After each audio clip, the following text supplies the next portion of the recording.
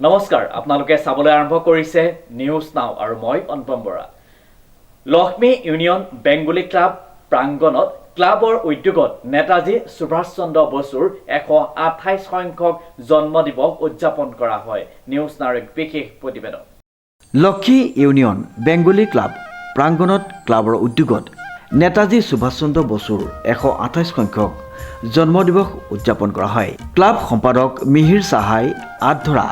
অনুষ্ঠানত ক্লাবৰ সভাপতি মৃদুল হাজৰা দিনৰ 12:15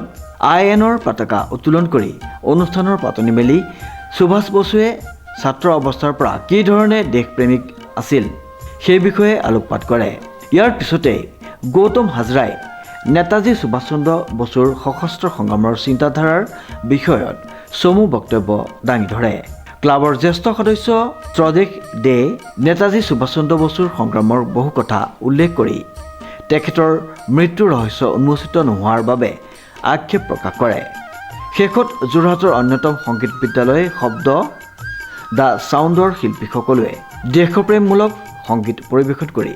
নেতাজী সুভাষ চন্দ্ৰ বসুৰ প্ৰতি শ্ৰদ্ধাঞ্জলি জ্ঞাপন কৰে ইয়াৰ উপৰিও টাউন ষ্টেচন ৰোডৰ অনুষ্ঠান প্ৰগতি দা মেছনে বাক্সুং ডন বস্কো বিদ্যালয়ৰ খেলপথাৰত নেতাজী সুভাষ চন্দ্ৰ বসুৰ জন্ম দিৱস পালন কৰে আয়োজিত শ্ৰদ্ধাঞ্জলি অনুষ্ঠানত ক্ৰীড়া সংগঠক গৌতম হাজৰা নেতাজী সুভাষ চন্দ্ৰ বসুৰ প্ৰতিচ্ছবিৰ সন্মুখত বন্তি প্ৰজ্বলন কৰি শ্ৰদ্ধাঞ্জলি জ্ঞাপন কৰি উপস্থিত ৰাইজৰ আগত নেতাজী সুভাষ চন্দ্ৰ বসুৰ বিপ্লৱী সত্তাৰ বিষয়ে আলোকপাত কৰে উল্লেখযোগ্য যে উক্ত খেলপথাৰৰ প্ৰগতি দি মেছনৰ উদ্যোগত নেতাজী প্ৰিমিয়াৰ লীগ ক্ৰিকেট প্ৰতিযোগিতা অনুষ্ঠিত কৰা হয় ব্যুৰ ৰিপৰ্ট নিউজ নাও